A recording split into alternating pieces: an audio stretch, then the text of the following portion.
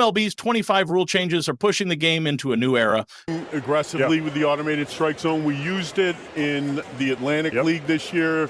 Nice partnership with that. Faster pace, more offense, and high-tech officiating, the pitch clock continues to reshape tempo, while the automated ball strike system is redefining accuracy behind the plate. While some fans and players embrace the evolution, others argue it sacrifices tradition for efficiency. Whether you're for or against these changes, one thing's clear: baseball is no longer standing still. The future of the game is unfolding right now. In 2025, MLB's new rules actually working? MLB's new rules, are they a hit or a miss? We dive into the numbers to see if the changes are speeding up the game, boosting offense, and making baseball more exciting for fans. New rules are dividing players and fans, but is it all for the better? We explore the heated debate and break down the pros and cons of MLB's changes.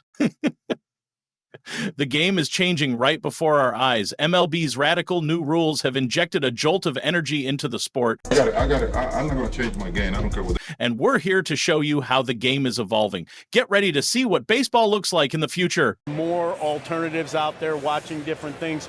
You know, we compete against football a number of the nights. MLB is faster, more exciting, and more controversial. Home runs are up, strikeouts are down, and the game is moving faster than ever. See the shocking statistics behind MLB's new rule changes. The use of the automated ball strike ABS system calls balls and strikes electronically using technology to make the calls.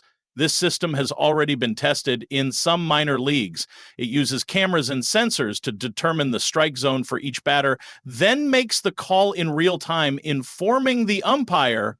This technology aims to improve the accuracy and consistency of ball and strike calls.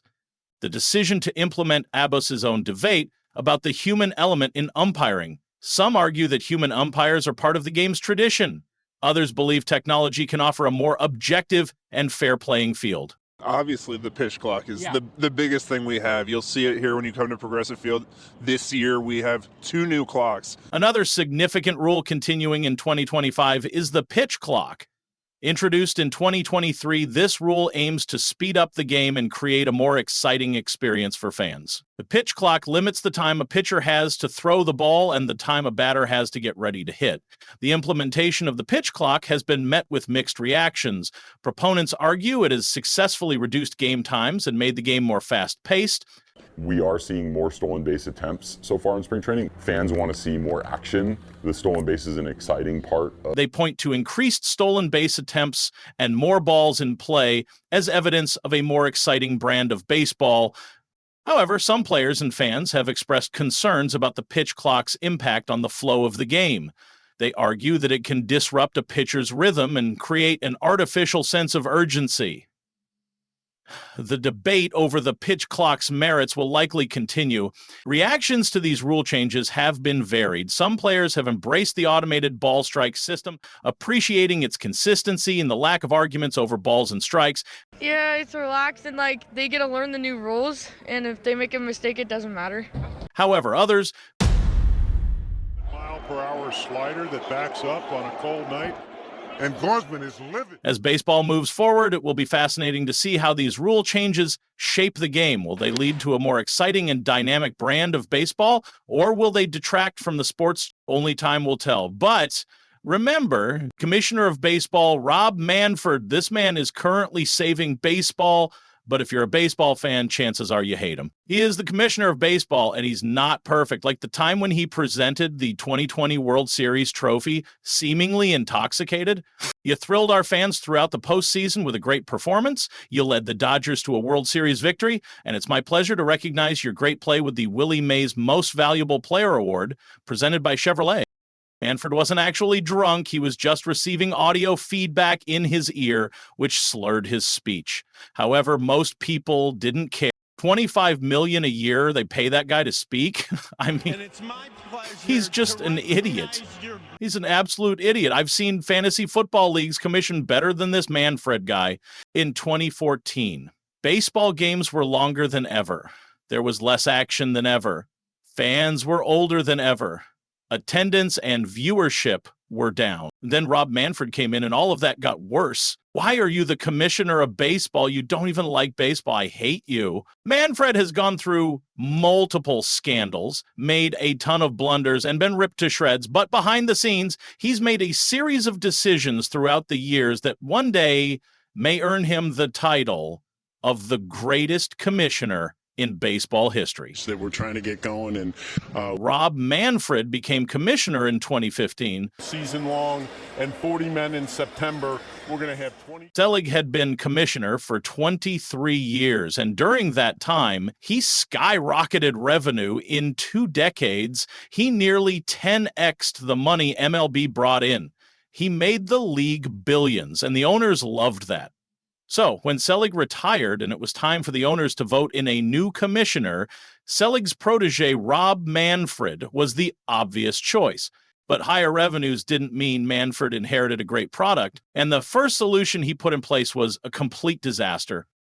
In his first major move as commissioner, To be able to say that Major League Baseball's back and we're going to play 162 games.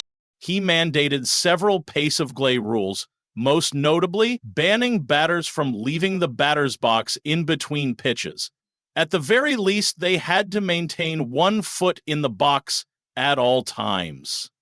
But excluding some rare exceptions, Manfred pledged that if a hitter failed to keep at least 1 foot in the box between pitches, they'd be fined $500, 0 cents. I'm not running out of money, period. I'm not going to change my game. I don't care what they say. Many current and former players said this rule was dumb. Some said they didn't even know it was going to be a rule. Some pledged to ignore it completely.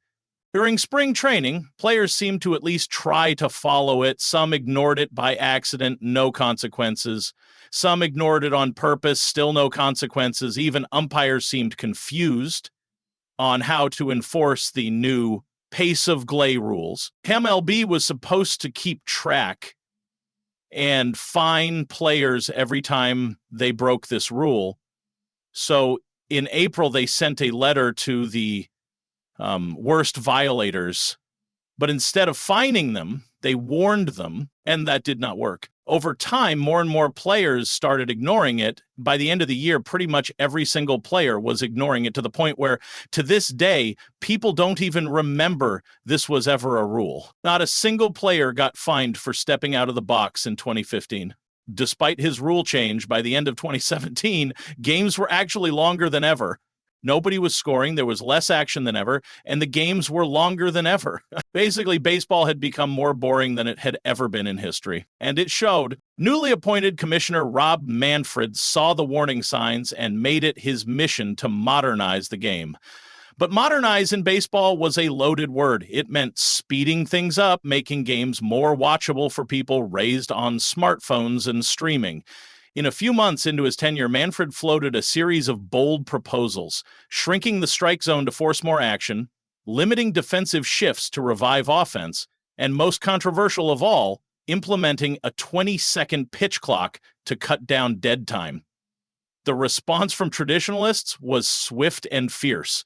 Well, I know the owners are 100% committed to getting baseball back on the field. By the lack of progress on the monetary issue, on health and safety protocols in order to put the game back on the field safely, I had been hopeful that once we got to common ground on the idea that we would get some cooperation